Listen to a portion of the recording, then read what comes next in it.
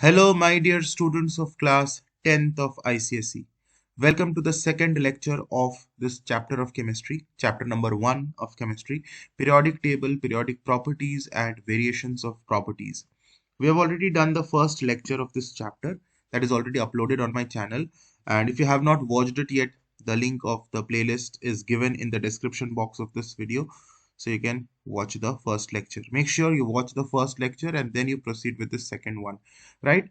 So in the first lecture, we had discussed a very important topic, that how do we determine the period number of a particular element, okay, on the basis of its electronic configuration, right?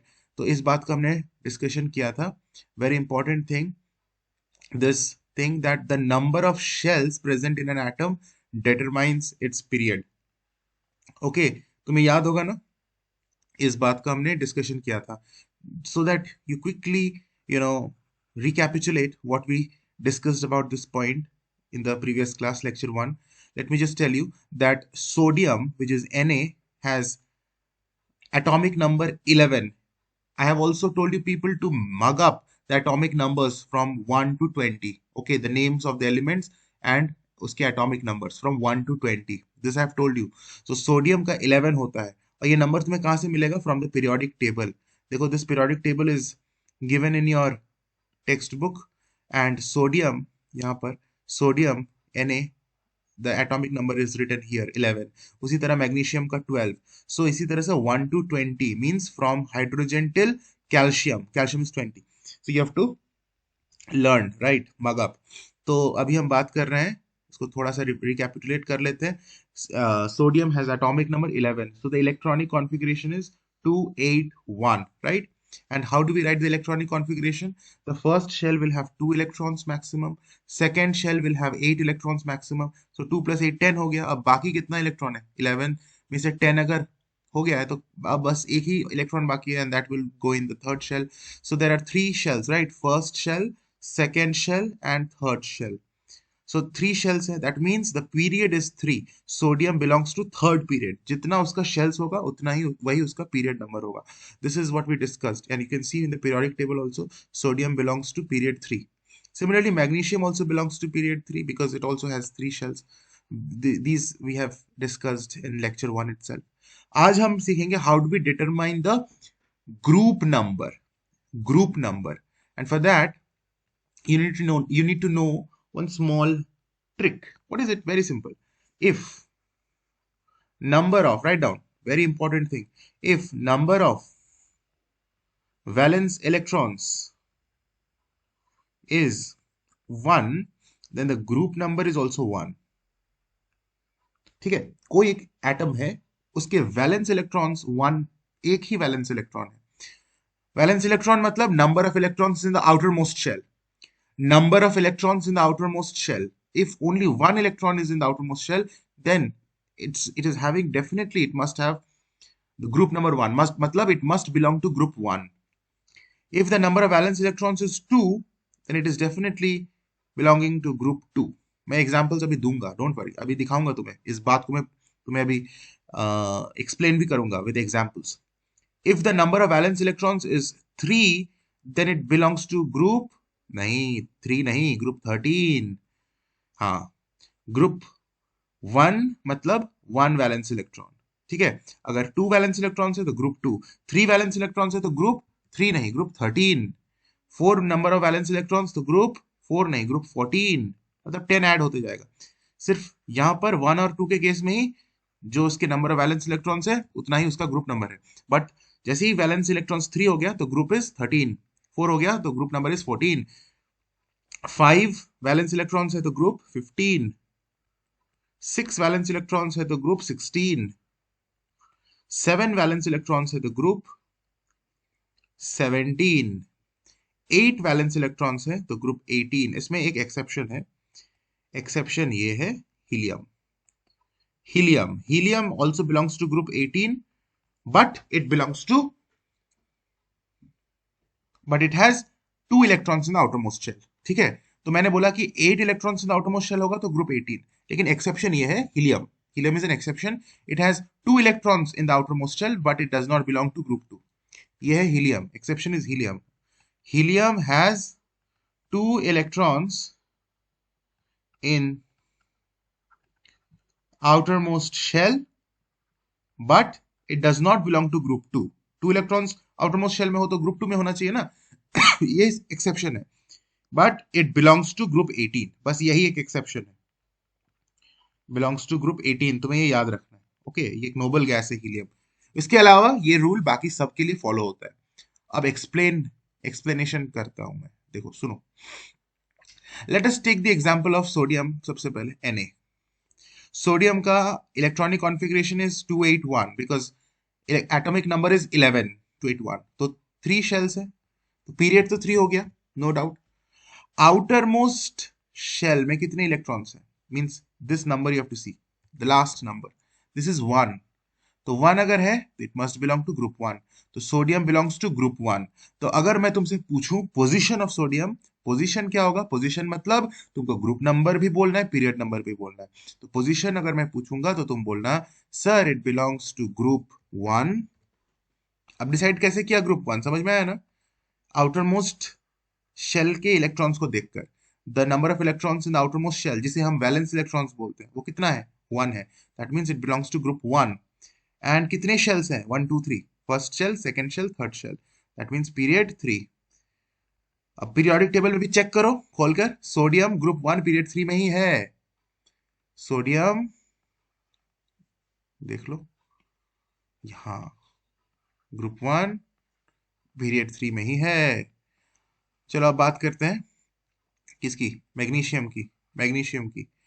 Magnesium has atomic number 12. Magnesium has atomic number 12. तुमने sodium का example लिख लिया ना, मैंने वहां बताया. Just don't watch it, लिख लो उसको. How did we decide? ठीक है, क्वेश्चन ऐसे लिखो, ऐसे लिखो. स्टेट द पोजीशन या फिर give the position of magnesium in the modern periodic table. What is the position of magnesium in the modern periodic table? तो तुम्हें जानना क्या होगा कि मैग्नीशियम का एटॉमिक नंबर क्या है. तो मैग्नीशियम का एटॉमिक नंबर है 12. इसका इलेक्ट्रॉनिक कॉन्फ़िगरेशन हो जाएगा 282. नंबर ऑफ शेल्स कितना है? कितना है? 3 shells. therefore period number is also 3. therefore period number is 3. and outermost shell has 2 electrons. लिखना, outermost shell has 2 electrons.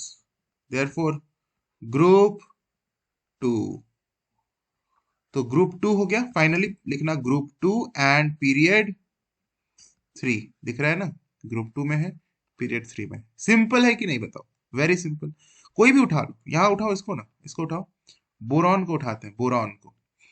कोई तुमसे पूछे बोरॉन का पोजीशन बताओ, तो बोरॉन का एटॉमिक नंबर क्या है? 5 है. तुम्हें पता होना चाहिए. 1 to 20 याद करना है, उसी में से बोर्ड्स में आएगा. Okay, so boron has atomic number 5. Boron has atomic number 5. So what will be its electronic configuration? First shell will have 2 electrons. Second shell will have maximum of 8 electrons. लेकिन 8 तो है ही, टोटल इसमें 5 electrons ही है ना. तो 2 तो इसमें चला गया, बचा हुआ है अब 3 electrons. तो 3 plus 2 तब 5 हो गया. So electronic configuration is 2 3, है ना. So total number of shells is 2. एक shell, 2 shell. So period is 2. And outermost shell में electrons है 3. आउटरमोस्ट शेल में इलेक्ट्रॉन्स 3 हो तो मैंने क्या बताया था? ग्रुप 13. आउटरमोस्ट शेल में 3 इलेक्ट्रॉन्स हो तो ग्रुप 13. तो यहां पर ग्रुप 13. क्या ये बात सत्य है? ग्रुप 13 पीरियड 2, क्या वो बोरॉन है? हाँ, बोरॉन ग्रुप 13 पीरियड 2. समझ में आ रहा है? इजी लग रहा है? मजा आ रहा है? और एग्जांपल्स देखते हैं, और एग्जांपल देखते हैं. पोजीशन ऑफ, लिखो ये सारी चीजों को अच्छे से लिखो. Position of nitrogen, position of nitrogen determine करो. पोजीशन ऑफ नाइट्रोजन एग्जाम में आता है. विच group and which period does it belong. तुम्हें ये सब वर्किंग नहीं शो करना है, ठीक है. यहाँ पर जो मैंने ये स्टेप्स लिखा ना, ये तुम्हें एग्जाम में नहीं लिखना है, तुम्हें डायरेक्ट लिखना है ग्रुप नंबर, पीरियड नंबर. ये सब रफ वर्क है, मैंने समझाने के लिए लिखा है. एग्जाम में आएगा पोजीशन ऑफ नाइट्रोजन, सिर्फ आंसर में लिखना ग्रुप दिस पीरियड दिस, बस बात खत्म। रफ वर्क क्या होगा कि नाइट्रोजन का एटॉमिक नंबर कितना है तुम्हें याद करना है 7। रफ वर्क है ये रफ में करोगे, एटॉमिक नंबर 7 होता है। एंड 7 को कैसे स्प्लिट करके लिखोगे? फर्स्ट शेल में 2, सेकंड शेल में मैक्सिमम ऑफ 8 इलेक्ट्रॉन्स होते हैं, लेकिन 8 इलेक्ट्रॉन्स तो टोटल है ही नहीं, 7 है। तो 2 तो फर्स्ट शेल में चला गया, बचा कितना हुआ है 5। तो 2 + 5 7। That means there are 2 shells, that means period is 2। Group क्या होगा? Outer most shell has 5 electrons, so group is 15। यहीं पे बताया था ना, आउटर मोस्ट शेल में 5 इलेक्ट्रॉन्स है तो ग्रुप इज 15। तो आंसर क्या होगा? ग्रुप, डायरेक्ट आंसर लिखना, ग्रुप 15 एंड पीरियड 2। क्या वाकई? हाँ, देखो, ग्रुप 15 पीरियड 2। क्लोरीन का करते हैं, क्लोरीन का करते हैं, फिर कैल्शियम का भी करेंगे। देखो क्लोरीन, क्लोरीन का एटॉमिक नंबर 17 होता है ना, क्लोरीन का 17 होता है। सो पोजीशन ऑफ क्लोरीन क्या होगा? Position of chlorine, you should know that atomic number is 17। तो 70 रफ में करोगे, 17 को कैसे लिखोगे? 287, isn't it? 2 + 8 is 10, और बचा कितना हुआ है 7। 17 में से 10 यहाँ पर हो गया, 2 + 8 एंड रिमेनिंग 7 इलेक्ट्रॉन्स, 287। तो 3 शेल्स है, means period 3। Outer most shell में इलेक्ट्रॉन्स है 7, सो ग्रुप 17 लिखेंगे, ग्रुप 17 एंड पीरियड 3, है ना। आउटर मोस्ट शेल में 7 इलेक्ट्रॉन्स है तो ग्रुप 17 पीरियड 3, क्योंकि 3 शेल्स है। और यही सच में भी यही बात है, it belongs to 17th group period 3। अब कैल्शियम का एक एग्जाम्पल करेंगे, कैल्शियम का एक एग्जाम्पल करेंगे, राइट। यहां पर करता हूं कैल्शियम का एग्जाम्पल। कैल्शियम का पोजीशन देखते हैं। कैल्शियम 20 होता है, इलेक्ट्रॉनिक कॉन्फ़िगरेशन 2882। याद है ना रूल? रूल भूल गए? भूल तो नहीं गए हो? फर्स्ट शेल में 2 इलेक्ट्रॉन्स, सेकेंड शेल में maximum of 8 electrons, third shell में maximum of 18 electrons, but the shell which is the last shell cannot have more than 8 electrons, so it cannot have 18। so यहाँ पर कैसे लिखेंगे? बचा कितना हुआ है? 20 में से 10 तो चला गया, अब 10 बचा हुआ है। क्या 10 हम ऐसे लिखेंगे? नहीं, द रूल सेज कि last shell cannot have more than 8 electrons, तो इस 10 को हमें 2 8 ऐसे तोड़कर लिखना है। So there are 4 shells, means calcium belongs to period 4, क्योंकि 4 शेल्स है। Number of shells determines the period, and outer most shell में 2 इलेक्ट्रॉन्स है, that means group 2, group 2 and period 4, ऐसे डिसाइड होता है। करेक्ट? समझ में आ रहा है? बहुत सिंपल है। चलो, वेरी गुड। एक इंपॉर्टेंट सा बात मैं तुम लोगों को बता देता हूँ। क्या? क्या कि आउटर, देखो इंपॉर्टेंट चीज है, आउटर मोस्ट शेल मतलब सबसे लास्ट वाला शेल, जिसको वैलेंस शेल बोलते हैं।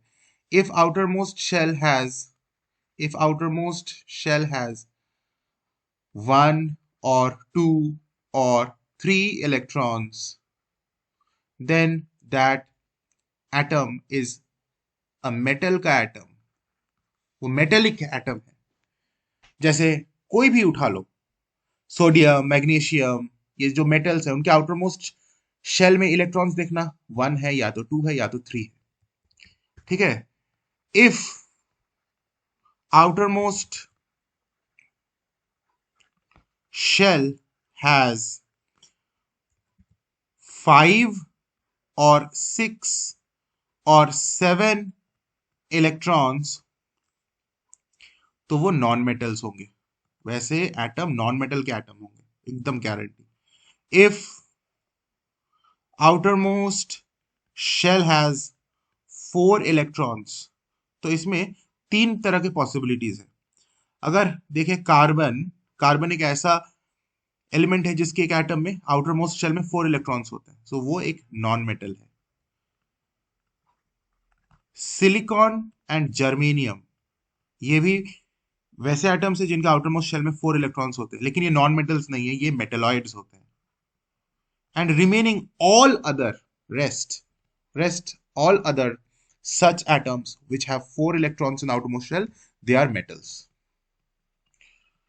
राइट तो बेसिकली तुम्हें फर्स्ट 2 पॉइंट्स को ध्यान देना है, ये मेन इंपॉर्टेंट है ज्यादा कि आउटर मोस्ट शेल में अगर 1, 2 और 3 इलेक्ट्रॉन्स है तो वो मेटल्स है, आउटर मोस्ट शेल में अगर 5, 6, 7 इलेक्ट्रॉन्स है तो वो नॉन मेटल्स है. राइट एक और इंपॉर्टेंट बात, metals are good reducing agents. Non metals, ये सारे बातों को बहुत अच्छी तरह से नोट डाउन करो, बोर्ड्स के लिए सुपर इंपॉर्टेंट मंत्र दे रहा हूं. Non metals are good oxidising agents. Oxidising agents. अच्छा एक और बात मैं तुम लोगों को बता दूं before I proceed with the explanation of this. If you want me to continue with this lecture of chemistry and physics, which I have started for class 10th, then you need to spread out these lectures to a larger audience. Share it with your friends.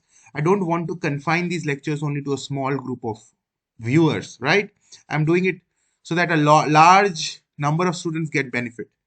You can help me this by sharing the videos with your friends. You tell your friends that in this channel physics का and chemistry का syllabus start हो चुका है, chapter 1 start हो चुका है, पढ़ाई शुरू कर दो, बोर्ड्स का तैयारी कर रहे हो, right? Please share with your friends. It will motivate me to continue with the series, and I'm very positive about completing the entire syllabus of physics and chemistry in this YouTube channel only. But that needs motivation, which you people can give me only by sharing with your friends. So I hope you do that, right? चलो. Now here क्या लिखा हमने, metals are good reducing agents. तुम्हें एक चीज पता होना चाहिए, बेसिकली रेड्यूसिंग एजेंट का मतलब क्या होता है. रेड्यूसिंग एजेंट का मतलब होता है those elements which loses electrons easily. तुम्हें पता है कि एलिमेंट्स जो अपने इलेक्ट्रॉन्स इजीली लूज कर देते हैं, किसी को दे देते हैं अपने इलेक्ट्रॉन्स, वो खुद रेड्यूसिंग एजेंट होते हैं, क्योंकि दूसरे को इलेक्ट्रॉन दे दिया मतलब वो रेड्यूस हो गया. क्लास 9th में पढ़े होगे, इलेक्ट्रॉन गेन करना मतलब रेड्यूस्ड हो जाना. Gaining of electron is known as reduction. तो ये मेटल्स क्या होते हैं, अपने इलेक्ट्रॉन्स लूज करते हैं. लूज करते हैं मतलब कि अपने इलेक्ट्रॉन्स किसी और को दे देते हैं, यानी खुद तो ऑक्सीडाइज्ड हो जाते हैं. अपने इलेक्ट्रॉन को लूज करना मतलब खुद तो ऑक्सीडाइज हो गए. Losing of electron is oxidation. खुद ऑक्सीडाइज्ड हो गया, लेकिन जिसको दिया उसने तो इलेक्ट्रॉन गेन किया, मतलब उसने तो रिडक्शन किया. Gaining of electron is reduction. So that substance got reduced but metal got oxidised. तो मेटल ने क्या किया, दूसरे को रेड्यूस किया. खुद तो ऑक्सीडाइज्ड हो गया, दूसरे को अपने इलेक्ट्रॉन्स देकर उसको रेड्यूस कर दिया. रेड्यूस करना मतलब क्या है, gaining of electron is known as reduction. तो दूसरे वाले को उसने अपना इलेक्ट्रॉन दे दिया, उस दूसरे वाले एटम ने इलेक्ट्रॉन ले लिया मेटल का और वो रेड्यूस हो गया. तो किसी और को उसने रेड्यूस किया, इसीलिए मेटल को बोलते हैं रेड्यूसिंग एजेंट. खुद तो ऑक्सीडाइज हो गया लेकिन इलेक्ट्रॉन देकर दूसरे को रेड्यूस कर दिया. नॉन मेटल में उल्टा होता है. नॉन मेटल इलेक्ट्रॉन गेन करता है. इलेक्ट्रॉन गेन करता है मतलब खुद तो रेड्यूस हो जाएगा, लेकिन जिससे इलेक्ट्रॉन लेगा उसको ऑक्सीडाइज कर देगा, क्योंकि उसका इलेक्ट्रॉन ले लिया. तो नॉन मेटल्स मतलब electron acceptors. Non metals electron accept करते हैं, मेटल्स इलेक्ट्रॉन लूज करते हैं. इसलिए नॉन मेटल्स होते हैं ऑक्सीडाइजिंग एजेंट्स, खुद रेड्यूस हो जाते हैं और इसीलिए वो होते हैं ऑक्सीडाइजिंग एजेंट्स. ये भी याद रखना, all reducing agents get oxidised and all oxidising agents get reduced during redox reaction. जब कोई रेड्यूस हो रहा है मतलब खुद रेड्यूस हो रहा है. खुद रेड्यूस होना मतलब खुद इलेक्ट्रॉन्स गेन कर रहा है. Gaining of electron is known as reduction. Class 9th में पढ़े हो. गेन ऑफ इलेक्ट्रॉन्स का मतलब होता है रिडक्शन और लॉस ऑफ इलेक्ट्रॉन्स का मतलब होता है ऑक्सीडेशन. तो कोई अगर इलेक्ट्रॉन गेन कर रहा है वो खुद रेड्यूस हो रहा है, लेकिन वो है ऑक्सीडाइजिंग एजेंट, क्योंकि दूसरे सब्सटेंस के इलेक्ट्रॉन को उसने गेन किया तो खुद रेड्यूस हो गया, दूसरे वाले को ऑक्सीडाइज कर दिया क्योंकि उसका इलेक्ट्रॉन लूज हो गया. तो दूसरे को तो ऑक्सीडाइज कर रहा है, खुद रेड्यूस हो जा रहा है और दूसरे को ऑक्सीडाइज कर रहा है, इसलिए नॉन मेटल्स ही ऐसा करता है and we call them oxidising agent. ये काफी इंपॉर्टेंट बात मैंने अभी बताया. राइट। इस पर बेस्ड अभी जितनी भी बातें आज हमने क्लास में डिस्कस किया इस लेक्चर में क्वेश्चन करते हैं, तो तुम्हें मजा आएगा, समझ में आएगा। So you see, here is a now look at this question. An element has two electrons in the n shell. What do we mean by n shell? देखो, the first shell is known as K shell. ये सब नाम याद रखना चाहिए हमें। First shell is known as K shell. Second shell is known as L shell. Third shell of any atom is known as M shell. And fourth shell of any atom is known as N shell. Basically के से start होता है, फिर alphabetically चलता है, के L M N ऐसे। मतलब क्या कि अगर ये हमारा न्यूक्लियस है जिसमें प्रोटॉन्स है न्यूट्रॉन्स है जिसके चारों तरफ इलेक्ट्रॉन्स घूम रहे हैं, तो फर्स्ट शेल मतलब इनर मोस्ट शेल को हम बोलते हैं के शेल, उसके नेक्स्ट वाले शेल को एल शेल, उसके बाद अगर शेल है तो वो एम शेल, उसके बाद भी अगर शेल है तो एन शेल। तो इस तरह से अल्फाबेटिकली वो चलता है, के एल एम एन ओ ऐसे आगे जाए, मतलब बढ़ते रहता है, राइट। तो M shell basically means the fourth shell. So you can read the question in this way. An element has two electrons in its fourth shell. अच्छा, फोर्थ शेल में 2 इलेक्ट्रॉन्स है।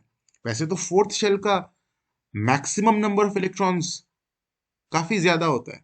It can accommodate more than 2 electrons, isn't it? First shell can accommodate maximum of 2 electrons. Second shell can accommodate a maximum of 8 electrons. है ना? Third shell can accommodate a maximum of 18 electrons. तो fourth shell में तो और ज्यादा electrons को accommodate कर सकता है, लेकिन है उसमें सिर्फ 2 इलेक्ट्रॉन्स ही। इसका मतलब ही है कि this is the last shell, valence shell. Fourth shell here is the outer most shell, valence shell. तो वैलेंस शेल में कितने इलेक्ट्रॉन्स है? 2 इलेक्ट्रॉन्स है। तो ये चीज तुम्हें पकड़ लेना है। इस क्वेश्चन, इस फर्स्ट सेंटेंस को पढ़कर हमने क्या पता कर लिया? बहुत इंपॉर्टेंट एक बात पता कर लिया कि यही N shell outer most shell है, क्योंकि उसमें सिर्फ 2 इलेक्ट्रॉन्स है। तो डेफिनेटली आउटर मोस्ट शेल में 2 इलेक्ट्रॉन्स है, मतलब वही एन शेल में 2 इलेक्ट्रॉन्स है, मतलब वही आउटर मोस्ट शेल होगा, है ना? है ना? Are you getting my point? जैसे मैग्नीशियम की अगर हम बात करें, मैग्नीशियम में सिर्फ 3 शेल्स होते हैं, 2 8 2, यही इसका इलेक्ट्रॉनिक कॉन्फ़िगरेशन है। तो हम क्या बोलेंगे? मैग्नीशियम का बेसिकली एटॉमिक नंबर 12 होता है, इलेक्ट्रॉनिक कॉन्फ़िगरेशन इज 282। तो हम बोलेंगे the M shell has 2 electrons, M shell, because K shell has 2 electrons, then L shell has 8 electrons and M, third वाला M shell है, this also has 2 electrons। तो M shell में तो basically total 18 electrons हो सकते हैं, लेकिन सिर्फ 2 इलेक्ट्रॉन्स ही है। इसका मतलब है कि M shell outer most shell हो गया मैग्नीशियम के केस में। सिमिलरली यहां पर एन शेल में 2 इलेक्ट्रॉन्स है, इसका मतलब ही है कि N shell which is the fourth shell is the outer most shell and that has 2 electrons, max 2 electrons. तो हमें आउटर मोस्ट शेल के इलेक्ट्रॉन्स पता चल चुका है, that means number of valence electrons हमें पता चल चुका है। Number of valence electrons, outer most shell के इलेक्ट्रॉन्स को हम वैलेंस इलेक्ट्रॉन्स बोलते हैं, विच इज 2। तो एटॉमिक नंबर क्या है? एटॉमिक नंबर क्या है? तो एटॉमिक नंबर हमें पता चलेगा इलेक्ट्रॉनिक कॉन्फ़िगरेशन से, इलेक्ट्रॉनिक कॉन्फ़िगरेशन से, जो हमें बुद्धि से लिखना है, इलेक्ट्रॉनिक कॉन्फ़िगरेशन से। इलेक्ट्रॉनिक कॉन्फ़िगरेशन हमें बताता है कि यहाँ पर एन शेल मतलब कि fourth shell is the last shell. तो 4 तो शेल है सबसे पहले। फर्स्ट शेल, इसका क्या नंबर होगा? Second shell, third shell, fourth shell. ये तो हमें पता चल चुका कि 4 शेल है, इसलिए हमने 4 बॉक्स, मतलब ये बॉक्स में बनाना नहीं है, मैंने यहाँ बना लिया है so that you understand. 4 numbers को हमें फिल करना है। First shell has maximum of 2 electrons, second shell will have maximum of 8 electrons, third shell का हमें भरना है, एंड लास्ट शेल का हमें ऑलरेडी पता है कि इट हैज 2 इलेक्ट्रॉन्स। तो ऑब्वियसली ये 8 ही होगा ना, 8 ही होगा। Are you getting my point? क्योंकि ये 9 हो नहीं सकता। Are you getting my point? Third shell 9 नहीं हो सकता है, it has to be 8। Okay, तो यहां पर बात आती है कि this is 2882, this is the atomic number. तो फिर इसका क्या होगा? ये तुम्हारा atomic number, you can just add it, this is electronic configuration, 2 + 8 is 10 and again 2 + 8 is 10, so 20। atomic number is 20, right? Number 2, state the position in the periodic table। Position बताओ इसका। अच्छा, तुमने यहां समझ लिया ना कि एटॉमिक नंबर हमने कैसे निकाला? This is the answer. Position बताओ, पोजीशन मतलब पीरियड नंबर, ग्रुप नंबर। तो 4 शेल्स तो दिख रहे हैं तुम्हें, तो period 4। Outer most shell has 2 electrons, तो ग्रुप 2 एंड पीरियड 4, यही मैंने आज समझाया है। Is it a metal or non-metal? Here itself I had discussed कि if outermost shell has 1, 2 or 3 electrons, it is a metal. तो इसमें outermost shell में 2 electrons है, so it is a metal. And number 4, name the group to state the name assigned to this group. तो ये कौन से group में है? ग्रुप 2 में है। ग्रुप 2 को हम क्या बोलते हैं? उसका नाम क्या है ग्रुप 2 को? Alkaline earth metals. पिछले क्लास में बताया था, एल्कलाइन अर्थ मेटल्स। देखो यहाँ पर बताया था, कहाँ बताया था? हाँ, ग्रुप 2 एल्कलाइन अर्थ मेटल्स। तो यहां लिखो एल्कलाइन अर्थ मेटल्स। राइट? समझ में आ रहा है कितना इजी है, कितना इंपॉर्टेंट भी क्वेश्चन है, बहुत इंपॉर्टेंट क्वेश्चन है। आईसीएसई बोर्ड एग्जामिनेशन के लिए बहुत ज्यादा इंपॉर्टेंट क्वेश्चन है, note it down. Next question है, answer the following in respect of elements. अच्छा, एस के ऊपर एक नंबर लिखा हुआ है, नीचे एक नंबर लिखा हुआ है। ऊपर वाला number, you should know these things, is, अभी जान लो, नहीं जानते हो तो, ऊपर वाला number is known as mass number. कभी भी हम मास नंबर को ऊपर में लिखते हैं, एंड नीचे जो नंबर लिखते हैं वो होता है उसका एटॉमिक नंबर। Atomic number. और वैसे भी तुम्हें पता है एस डिनोट्स सल्फर, सल्फर का एटॉमिक नंबर 16 होता है। इन दिस क्वेश्चन तो they have told you that atomic number is 16 for sulphur. कई बार तो वो बोलते नहीं है, तुम्हें यहां से याद करना ही पड़ेगा। सल्फर का देखो 16, sulphur atomic number is 16। In fact you should know this, learn this, mug this up to 20, but here it is given. Chalo, atomic number of sulfur is 16. Give its electronic configuration. तो 16 को कैसे लिखेंगे? 2 8 6 है ना, first shell में 2, second shell में, first shell मतलब के शेल में 2 इलेक्ट्रॉन्स, एल शेल में 8 इलेक्ट्रॉन्स एंड एम शेल में 6 electrons. Simple.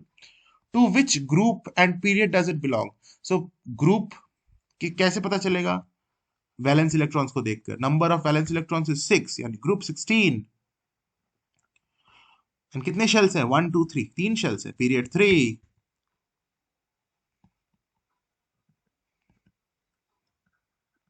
What is it's valency? Valency मतलब कि ऑक्टेट कंप्लीट करने में कितने इलेक्ट्रॉन्स को वो लूज या गेन करेगा। तो ऑक्टेट मतलब आउटर मोस्ट शेल में 8 इलेक्ट्रॉन्स पाने के लिए, सो 6 इलेक्ट्रॉन्स ऑलरेडी इट हैज, तो और 2 इलेक्ट्रॉन्स उसको मिल जाए तो ये ऑक्टेट हो जाएगा, कंप्लीट कर लेगा। 6 से उसको 8 बनाना है, so it needs 2 more electrons, so that is it's combining capacity.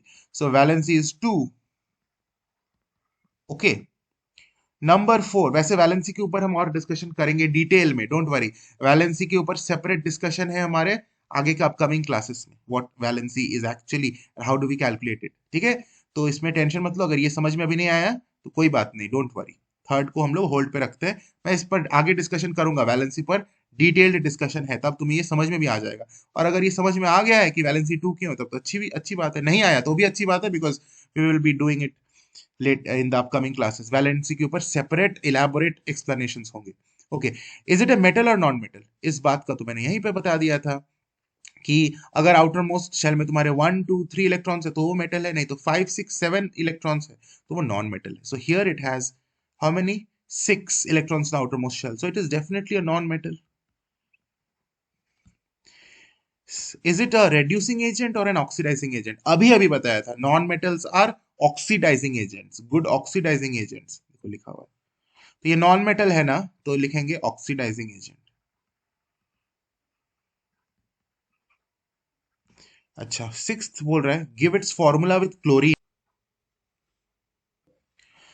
So criss cross कैसे करते हैं? सल्फर का वैलेंसी कितना है, मैंने अभी भी बताया, सल्फर का वैलेंसी है 2, हमने अभी भी निकाला। एंड क्लोराइड का वैलेंसी कितना? क्लोरीन का वैलेंसी 1 होता है। कैसे पता सर? देखो, क्लोरीन का एटॉमिक नंबर 17 होता है, इलेक्ट्रॉनिक कॉन्फ़िगरेशन 2 8 7 होता है। सो ऑक्टेट कंप्लीट करने में how many electrons does it need? 1 more electron, right?